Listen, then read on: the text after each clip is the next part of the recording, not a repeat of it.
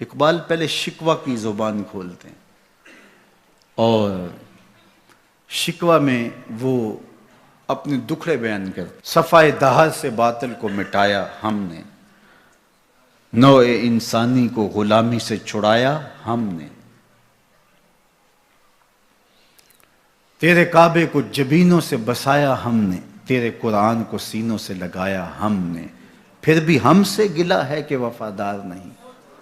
ہم وفادار نہیں، تو بھی تو دلدار نہیں. لہجہ تلخ ہو گیا، فتویٰ متوجہ ہوا، لیکن جب جواب آیا تو سارا نشہ اتر گیا. لفظ وہی ہے، صرف صیغہ بدلتا ہے. پہلے تو کہا صفائے دہر سے باطل کو مٹایا ہم نے. رب سے شکوہ کر رہی ہے مشت خاک. اقبال کی زبان بول رہی ہے کہ ہم نے جنگیں لڑی، ہم نے پہاڑوں کے کلیجے چیرے، ہم نے سمندروں میں گھوڑے ڈال دیے، ہم نے تیرے دین کے لیے کیا کیا نہیں کیا. برستے تیروں میں ہم نے نمازیں نہیں ادا کی، ہم نے کربلائیں نہیں سجائیں، ہم نے کیا کچھ نہیں کیا، اور آج ہم ذلیل ہیں. 56-57 اسلامی ملک کو ذلت و رسوائی کا عالم. تو اقبال شکوہ گناہ ہوتا ہے. صفائے دہر سے باطل کو مٹایا ہم نے، نوع انسانی کو غلامی سے چھڑایا ہم نے، تیرے کعبے کو جبینوں سے بسایا ہم نے، تیرے قرآن کو سینوں سے لگایا ہم نے، پھر بھی ہم سے گلہ ہے کہ وفادار نہیں. ہم وفادار نہیں، تو بھی تو دلدار نہیں. اب جواب سنیے. جواب اب ادھر سے آتا ہے، لہجہ اقبال کا ہے، وہی لفظ ہے، صرف صیغہ بدلتا ہے. آواز آ رہی ہے. صفائے دہر سے باطل کو مٹایا کس نے، نوع انسانی کو غلامی سے چھڑایا کس نے، میرے کعبے کو جبینوں سے بسایا کس نے، میرے قرآن کو سینوں سے لگایا کس نے.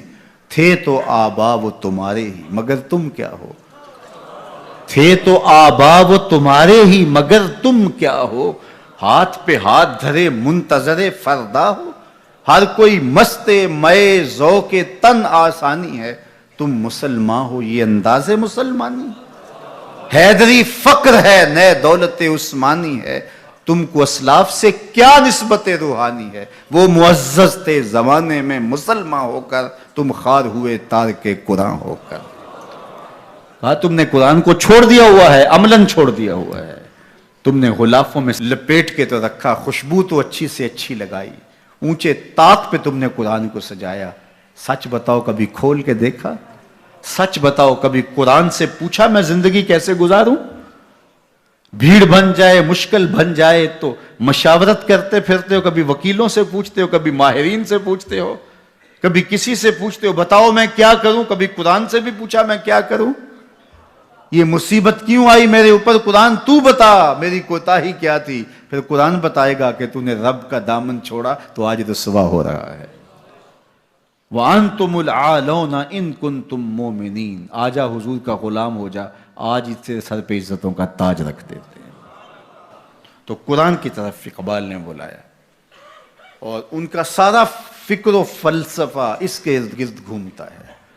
بلکہ میں آپ کو ایک بات بتاؤں، یہ کسی نے نہیں کہی، یہ کتنی بڑی بات ہے. اقبال نے کہا کہ اگر میں نے قرآن کی تعلیمات سے ہٹ کے ایک حرف بھی کہا ہو تو قیامت کے دن حضور کے قدموں کا بوسہ نصیب نہ ہو. حضور مجھے آپ کے قدموں کا بوسہ نصیب نہ ہو اگر آپ کے سینے پہ اتری ہوئی کتاب سے ہٹ کے کچھ کہا ہو. یہ اقبال ہی کہہ سکتے ہیں.